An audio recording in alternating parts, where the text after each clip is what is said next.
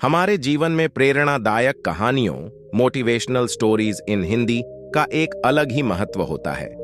Stress भरी इस fast दुनिया में अक्सर ऐसे क्षण आते हैं जब हम स्वयं को निराशा के भंवर में फंसा पाते हैं।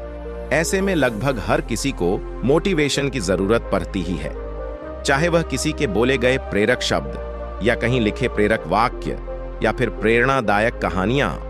मोटिवेशनल स्टोरीज इन हिंदी हमें निराशा के उस भंवर से बाहर निकालकर नए जोश का संचार करती हैं। आज के इस ब्लॉग के माध्यम से हम आपको कई सारे उदाहरण के साथ मोटिवेशनल कहानियां।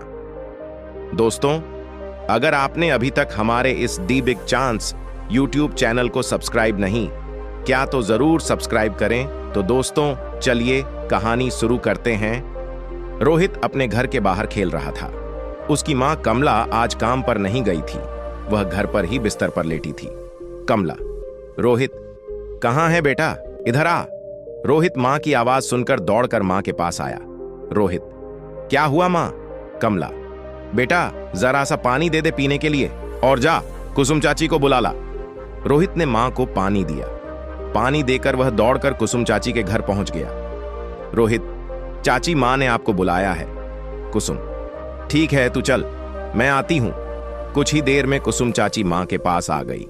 कुसुम, कमला मैंने तुझे पहले ही कहा था, काम से छुट्टी लेकर पहले अपना इलाज करा ले, लेकिन तूने मेरी सुनी है कभी? कमला, बहन मुझे लगता है मैं शायद बच ना पाऊं। मुझे रोहित की चिंता होती है। ये तो अपने हाथ से खाना भी नहीं खा पाता, मेरे बाद इसका क्या होगा? कुसुम, बेकार की बातें क्यों सोच रही है? ऐसी बीमारी तो आती जाती रहती है, तू ठीक हो जाएगी। कल अस्पताल गई थी तो डॉक्टर ने क्या कहा? कमला, डॉक्टर ने बोला कि कैंसर फैल रहा है, लंबा इलाज चलेगा, लेकिन मैं जानती हूं डॉक्टर झूठ बोल रहा है। मेरा शरीर मेरा साथ छोड़ रहा है। छोटा सा रोहित घर के बाहर खड़ा होकर अपनी मां और कुसुम चाची की बातें सुन रहा था। उसे लगा जैसे उसका और मां का साथ छूट जाएगा। कुसुम चाची मां को सांत्वना दे रही थी।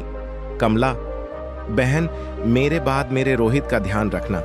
जानती हूं तुझ पर मेरा कोई हक नहीं है, लेकिन इसके पिता के जाने के बाद सभी ने मेरा साथ छोड़ दिया। कुसुम, तू इसकी चिंता मत कर, तूने कहा था बड़े कैंसर के अस्पताल में इसका इलाज है। कमला, हाँ है तो सही, लेकिन वहां इलाज कराने में बहुत पैसा लगेगा, मैं कहां से लाऊंगी इतना पैसा? कुसुम, भगवान पर भरोसा रख, सब ठीक हो जाएगा। रोहित छिपकर दोनों की बातें सुन रहा था। उसे बस इतना पता था कि भगवान उसकी मां को अच्छा कर सकते हैं। शाम को जब कमला सो रही थी, तब रोहित ने अपनी बस्ते में से कॉपी निकालकर कुछ लिखना शुरू किया। भगवान जी, मेरी मां को कैंसर है, उसकी बीमारी ठीक कर दो, नहीं तो पैसे भेज दो जिससे बड़े अस्पताल में इलाज हो जाए। पापा की तरह मेरी मां को अपने पास मत बुला लेना। भूल न जाना, मेरा घर बड़े हनुमान जी के मंदिर की पीछे वाली गली में 3 नंबर का है। आपका रोहित। चिट्ठी लिखकर रोहित ने अपने बस्ते में रख ली। अगले दिन सुबह वह चिट्ठी लेकर गया और पोस्ट बॉक्स में डाल आया। रोहित बहुत खुश था।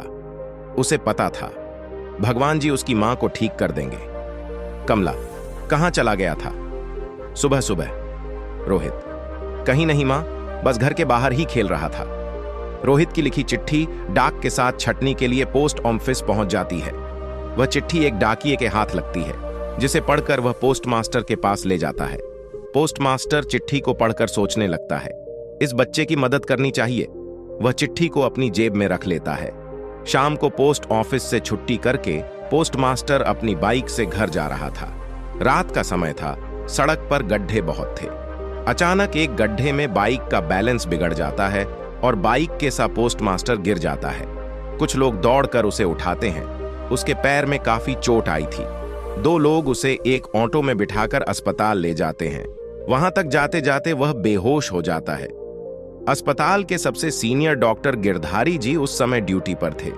वे पोस्ट मास्टर के पैर पर प्लास्टर लगवाते हैं, उसे इंजेक्शन देते हैं। फिर वो नर्स से कहते हैं, गिरधारी जी, इसे कौन लाया था? नर्स, सर पता नहीं, कुछ लोग इसे यहां छोड़ गए, कह रहे थे बाइक से गिर गया है। गिरधारी जी, इसकी तलाशी लो, इसका नाम पता कुछ पता लगे। नर्स तलाशी लेती है। नर्स, सर ये पर्स मिला है, इसमें इसका आई कार्ड है। ये किसी पोस्ट ऑफिस में पोस्ट मास्टर है और साथ ही एक चिट्ठी मिली है। गिरधारी जी, ऐसा करो, आई कार्ड पर जो पता लिखा है उस पर किसी को भेजकर खबर कर दो।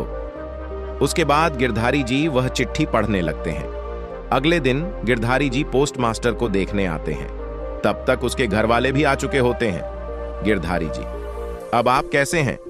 पोस्ट मास्टर, ठीक हूं डॉक्टर साहब। ये प्लास्टर कब उतरेगा? गिरधारी जी, जल्द ही उतर जाएगा। हड्डी में फ्रैक्चर नहीं है, हल्का सा क्रैक है, इस पर वजन में डालना, 15 दिन में सही हो जाएगा। एक बात बताओ, तुम्हारी जेब से ये एक चिट्ठी मिली है, किसकी है ये? पोस्ट मास्टर, पता नहीं, कल डाक छांटते समय एक डाकिये को मिली थी, उसने मुझे दे दी। गिरधारी जी शाम को अपने दोस्त रोशन के घर पहुंच गए। गिरधारी जी, रोशन, मुझे एक बच्चे की चिट्ठी मिली है, क्या हम इसकी मदद कर सकते हैं? रोशन जी उसी बड़े कैंसर अस्पताल के मालिक थे। रोशन जी, ये कौन है? गिरधारी जी, पता नहीं, ये चिट्ठी कहीं से मिली है मुझे। रोशन जी, बहुत अच्छा किया आपने, मैं कल ही सारा इंतजाम करता हूं, सुबह चलते हैं इस पते पर। गिरधारी जी, हमें इसकी मां का इलाज करना होगा, चाहे जितना पैसा लगे मैं दे दूंगा। रोशन जी, भगवान ने हमें इसकी मदद के लिए चुना है, पैसे की कोई बात नहीं है, मैं इसका इलाज का भरोसा देता हूं, कोई कसर नहीं छोड़ूंगा। अगले दिन एक कार कमला के घर के बाहर आकर रुकती है। गली में बच्चे खेल रहे थे। गिरधारी जी, बेटा रोहित का घर कौन सा है? बच्चा इशारे से घर बता देता है। दोनों घर का दरवाजा खटखटाते हैं। रोहित दरवाजा खोलता है। रोहित, आप कौन हो? किससे मिलना है? गिरधारी जी, बेटा आपने यह चिट्ठी लिखी थी, हमें भगवान जी ने भेजा है तुम्हारी मां का इलाज करने के लिए। रोहित बहुत खुश होता है। रोशन जी और गिरधारी जी कमला को सारी बात बताते हैं। कमला की आंखों से आंसू बहने लगते हैं। वह कुसुम को बुलाकर रोहित को उसके पास छोड़कर उनके साथ अस्पताल के लिए निकल जाती है। कमला का कैंसर अस्पताल में अच्छे से इलाज होता है। 3 महीने बाद उसकी सारी रिपोर्ट नॉर्मल आ जाती है। उसे अस्पताल से छुट्टी मिल जाती है। आज कमला घर आ गई। रोहित, मां, आपको भगवान जी ने ठीक करके भेज दिया, वहां पापा मिले थे क्या?